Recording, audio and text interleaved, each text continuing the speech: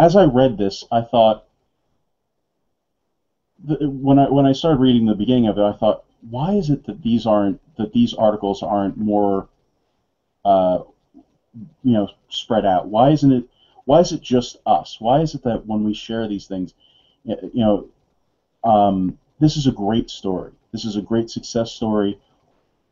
Why is this not more popular outside of conservative circles? Then I get to that point in the article where it turns and it starts talking about, we get into talking points, and we sort of, as I said, pound the issue of big government into the ground, when really there was no need to pound big government into the ground, because anyone who's reading the beginning part of the article and reading and paying attention to what this woman went through in China, in that communist system, you are going to infer, the reader is always going to infer, that, holy cow, this is a scary, terrible, terrifying situation that this person was in. We don't need to put in those hammer blows all of the time, and especially if we're trying to reach other people, if we're trying to reach the middle, if we're trying to reach moderates. Those kind of hammer blows of this is what you should be thinking, I don't think that they help. And when I read the article, I immediately thought of a couple of my friends, and I went out and who are not political,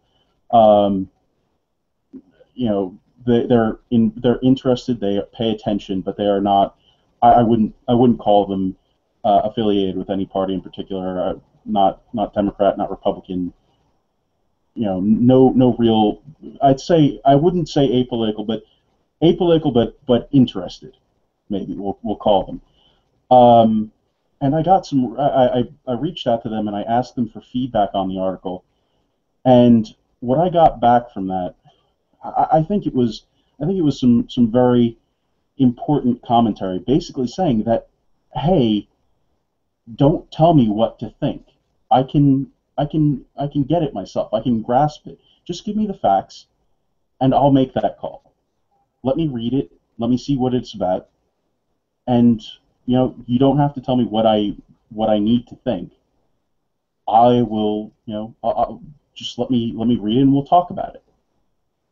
I thought that was a really important thing to think about going forward with our stuff that we put out, because we tend to write articles that shouldn't be for us. We should be putting articles like this out there for broader consumption, but we turn them into these, I don't know. And it does depend on who your audience is. If you're trying to tell a story if you're telling a story, you need to trust your audience. And if your audience is broad and you're trying to convince them, but then there are times when your audience is our people and you're trying to convince our people this is how you need to understand this particular thing and this is the action you need to take.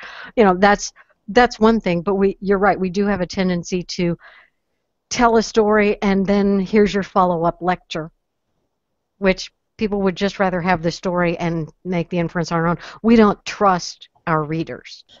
And at the same time, we shared a story last week about wrong information voters. So you have to walk that line.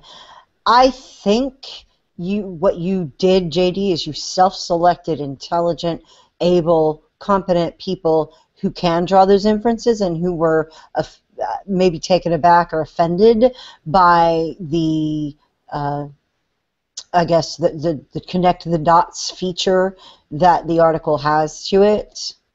And at the same time, we did talk about like 30% of people that had wrong definitions last week on a particular set of definitions who don't know, who don't understand. And another thing that I think about this story is that when we approach something stark and real, like this story about communist China, or the one we read last year, I know you remember it, about North Korea and the man who escaped from North Korea, and I'll find that is somewhere in the history somewhere.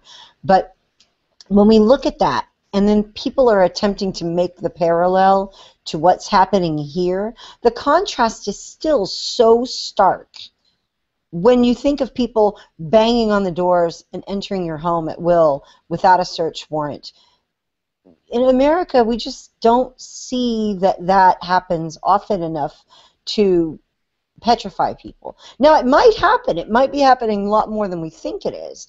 We're always talking about the militarization of police, and swatting is a thing. And people have had the SWAT called on them just for harassment purposes. I mean, there's real dangers here to a big government. But when you're contrasting what people experience here day in and day out with horror stories of North Korea and Cuba and China, and you attempt to lead them down that path, it's very difficult for American people with American experiences steeped in Americana and the life here that they have to feel that until it comes home to them in some way. Because it's still so alien, we're not connecting it. We might be marching as fast as possible toward that kind of government, and yet until people see that in practice on a regular basis, by which time it's too late, we're just not going to be able to make those connections to the middle quite yet. It looks like exaggeration. It looks like hyperbole.